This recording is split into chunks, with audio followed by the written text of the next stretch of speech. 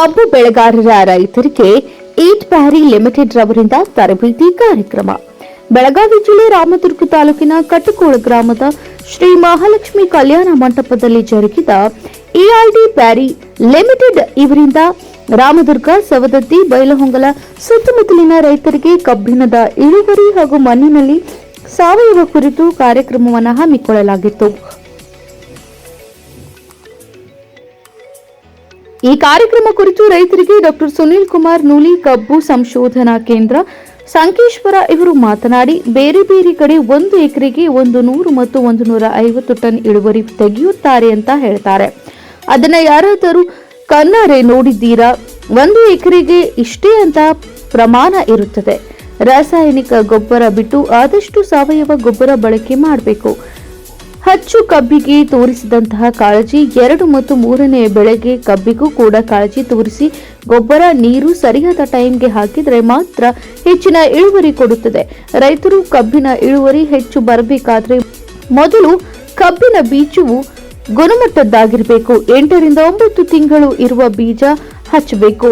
ಗೊಬ್ಬರವನ್ನ ಸರಿಯಾದ ಸಮಯಕ್ಕೆ ಹಾಕಬೇಕು. ನೀರು ಕೂಡ ಹೆಚ್ಚಿನ ಪ್ರಮಾಣದಲ್ಲಿ ನಿಲ್ಲಿಸಬಾರದು. ಮಣ್ಣಿಗೂ ಕೂಡ ಸ್ವಲ್ಪ ಉಸಿರಾಡಲು ಅನುಕೂಲಕ್ಕಾಗಿ ಒಣಗಲು ಬಿಟ್ಟು ಮತ್ತೆ ನೀರು ಬಿಡಬೇಕು. ಹಾಗೆ ಹೀಗೆ ರೈತರಿಗೆ ಇನ್ನೂ ಸಾಕಷ್ಟು ಮಾಹಿತಿ ನೀಡಿದ್ರು. ನಂತರ ಈಟ್ ಪ್ಯಾರಿ ಶುಗರ್ ಖಾನಾಪೀಠ್ ವ್ಯವಸ್ಥಾಪಕರು ನಾಗರಾಜ್ ಸರ್ ಹಾಗೂ ಡಾಕ್ಟರ್ ರಾಜೇಶ್ವರಿ ಮೇಡಂ, R&D ಈಟ್ ಪ್ಯಾರಿ ಶುಗರ್ ಮತ್ತು ಶ್ರೀ ರಮೇಶ್ ಗಂಗಾರೆಡ್ಡಿ, ಶ್ರೀ SS ವ್ಯಾಪಾರಿ ಮ್ಯಾನೇಜರ್ ಎಲ್ಲಾ ರೈತರಿಗೂ ಮಾಹಿತಿ ತಿಳಿಸುವ ಮೂಲಕ ಇತ್ತೀಚೆಗೆ ಯಂತ್ರಗಳ ಸಹಾಯದಿಂದ ಕೃಷಿ ಚಟುವಟಿಕೆ ಇರುವುದರಿಂದ ಇಳುವರಿ ಪ್ರಮಾಣ ಕಡಿಮೆಯಾಗಿದೆ.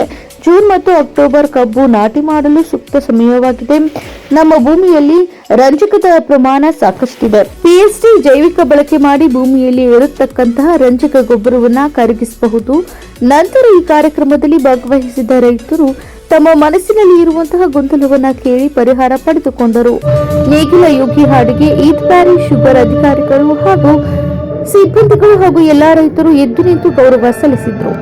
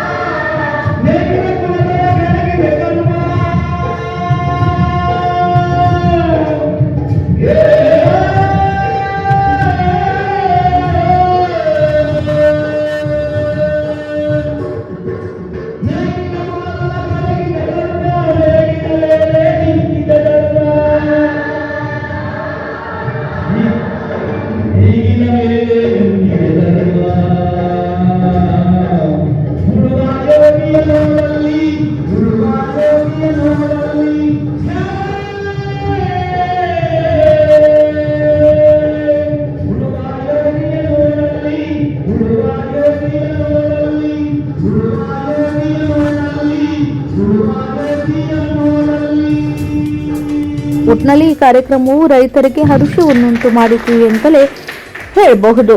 ನಿರಂತರ ಸುದ್ದಿಗಳಿಗಾಗಿ ನೋಡ್ತಾ ಇರಿ VK5 ನ್ಯೂಸ್. ಇದು ವಿಶಾಲ ಕರ್ನಾಟಕ ಸುದ್ದಿ.